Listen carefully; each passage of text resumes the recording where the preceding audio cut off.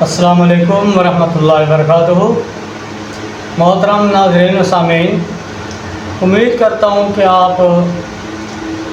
سب احباب خیر و خیریت سے ہوں گے، آپ ٹھیک ہوں گے، اللہ آپ کی عمر میں برکت عطا فرمائے۔ محترم سامعین و ناظرین، آج ہم ٹاپک آپ کے سامنے جو لے کر آئے ہیں وہ ہے سانپ کے ڈسنے کا علاج۔ ہم نے کئی بار بلکہ بار بار ہم نے دیکھا ہے کہ ہمارے دیہی علاقوں میں سانپوں کی تعداد زیادہ ہوا کرتی ہے اور ہمارے بچے،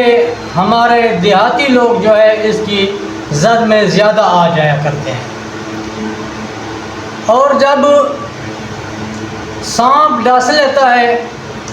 تو پھر اس کے بعد ہمیں کوئی پتہ نہیں چلتا کہ اس کا علاج کیا کرنا چاہیے، اس کی حکمت عملی کیا کرنی چاہیے۔ ہم ہاسپٹل کی طرف، ڈاکٹروں کی طرف دوڑتے چلے جاتے ہیں، مگر ہوتا کچھ ایسا ہے کہ وہاں جب پہنچتے ہیں تو سانپ کے ڈسنے کی جو ادویات ہوتی ہیں، جو انجیکشن ہوا کرتے ہیں، وہ وہاں پہ موجود نہیں ہوتے، جس کی وجہ سے تقریباً 40% سانپ کے ڈسنے سے اموات ہو جاتی ہیں، اور سانپ کے ڈسنے کے بعد 20% لوگ سانپ کے زہر کی وجہ سے اور اس کی دہشت کی وجہ سے لوگ خود بخود مر جاتے ہیں۔ اور آج ہم آپ کو گھر میں اس کا علاج بتاتے ہیں۔ آپ لوگ اس نسخے کو اپنے پاس نوٹ فرمائیں اور اس کو آزما کر مستفید ہوں اور اپنے بچوں، اپنے مریضوں کی خود حفاظت کریں۔ میرے بھائیوں، نسخہ بتانے سے پہلے آپ سے ایک گزارش رکھوں گا کہ جن بھائیوں نے ابھی تک میرے اس چینل کو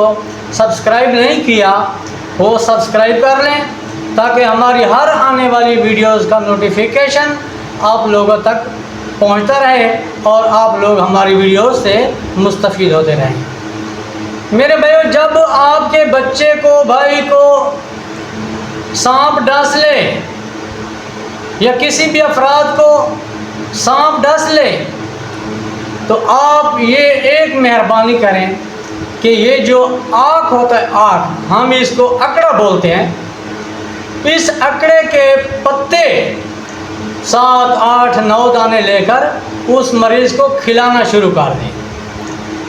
جب وہ کھاتا جائے گا، جب تک اس کو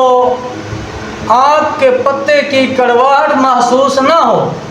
تب تک اس کو کھلائیں۔ جیسے ہی اس کو کڑواہٹ محسوس ہو، اس کا ذائقہ محسوس ہو، بس آپ سمجھیں کہ آپ کا مریض جو ہے وہ بچ چکا ہے۔ اور اگر مریض کی کنڈیشن اس قسم کی ہو جاتی ہے کہ وہ بے ہوش پڑ جاتا ہے تو پھر اس طرح کریں، جس جگہ اس کو سانپ نے ڈس لیا ہے اسی جگہ پہ آگ کا دودھ کا ایک قطرہ وہاں پہ لگا دیں، وہ قطرہ جذب ہو جائے گا، پھر دوسرا قطرہ ڈال دیں، وہ جذب ہو جائے گا۔ جب تک یہ قطرات جذب ہوتے رہیں گے آپ ڈالتے رہیں گے، جب قطرات جذب ہونے سے ٹھہر جائیں، جذب نہ ہو رہے ہوں، تو بس پھر آپ سمجھ لیں کہ آپ کا مریض بالکل تندرست ہو چکا ہے۔